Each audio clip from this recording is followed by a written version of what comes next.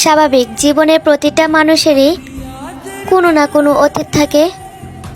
হয়তো সে খারাপ থাকে, নয়তো তার সাথে খারাপ হয়।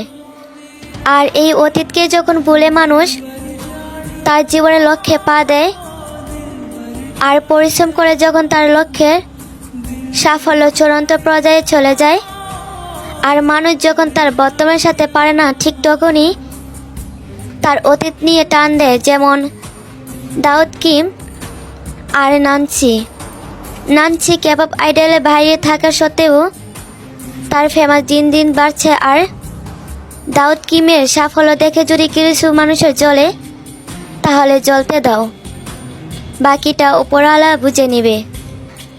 কারণ আমাদের কোনো অধিকার নেই মানুষকে অপমান করা। ধন্যবাদ। सोचा भी न था कभी रास्ते में हम यूं ही मिलके बिछड़